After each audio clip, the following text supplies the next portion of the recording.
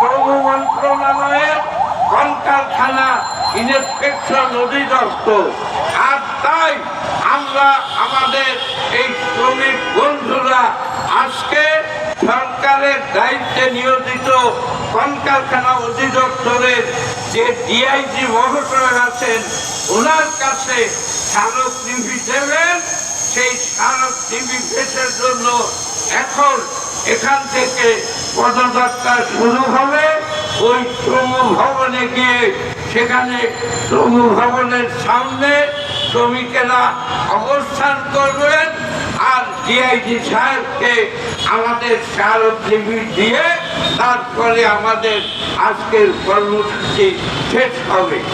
আমি সকল শ্রমিক ভাই এবং বোনদেরকে অনুরোধ জানাবো, আপনারা আশুলিয়া থেকে ঢাকায় এসেছেন, এখন আবার শ্রম ভবনে যেতে হবে। সবাই আপনারা ঐক্যবদ্ধভাবে থাকবেন এবং আমরা আশা করব সরকার অবিলম্বে এই মালিকের বিরুদ্ধে প্রয়োজনীয় ব্যবস্থা নিয়ে শ্রমিকদের আইনসঙ্গত এবং ন্যায়সঙ্গত যে অধিকার এবং পাওনা দাওনা সেগুলি পরিশোধের জন্য সরকার প্রয়োজনীয় পদক্ষেপ নেবে। আর পাশাপাশি আরেকটি কথা বলতে চাই, বিগত সরকার গঠন করেছিল শিল্প পুলিশ।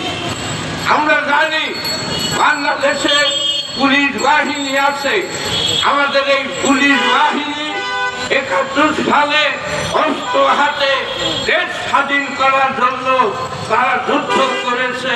সেই যুদ্ধের মধ্য দিয়ে স্বাধীন বাংলাদেশে বাংলাদেশ পুলিশ বাহিনী গড়ে উঠেছে।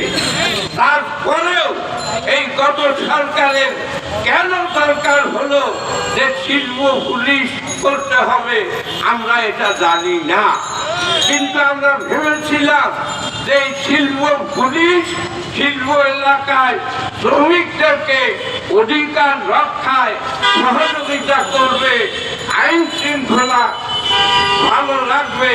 কিন্তু দেখা যাচ্ছে এই শিল্প পুলিশ শ্রমিকদেরকে সহযোগিতা করা, আইন প্রতিষ্ঠিত করা তো দূরের কথা, তারা এখন হয়ে উঠেছে গার্মেন্টস মালিকদের ভাড়াটিয়া বাহিনী হিসাবে।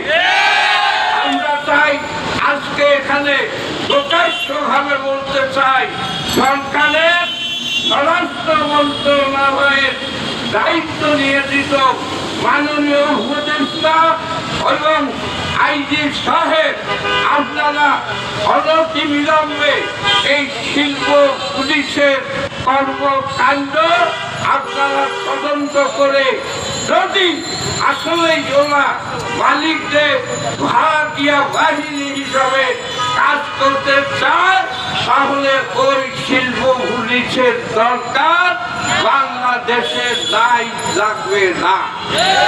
এই কথা জানিয়ে সবাইকে শ্রম ভবনের দিকে শান্তিপূর্ণভাবে মিছিল নিয়ে যাওয়ার জন্য অনুরোধ করছি। আমাদের এখানে আমাদের যে পুলিশ ভাইয়েরা আছে ওনারা আমাদেরকে সর্বাত্মক সহযোগিতা করছেন, আমরা তাদেরকে ধন্যবাদ জানাই এবং পাশাপাশি শ্রমিক ভাইদের বোনদেরকে বলবো, যেহেতু আমরা ওনাদের কাছ থেকে সর্বাত্মক সহযোগিতা পাচ্ছি, কাজে কেউ কোনো ধরনের বিশৃঙ্খলা করবেন না। এই বলে আমরা আমাদের সংক্ষিপ্ত সমাবেশের কাজ শেষ করছি। দুনিয়ার মধ্যে এখন গার্মেন্টস শ্রমিকদের জয় অবশ্যই হবে। সকলকে ধন্যবাদ।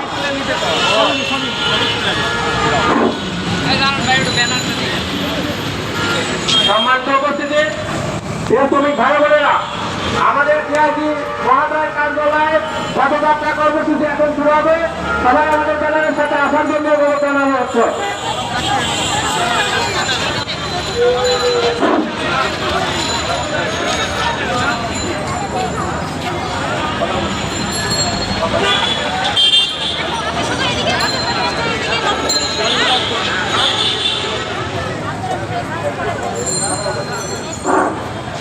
হ্যাঁ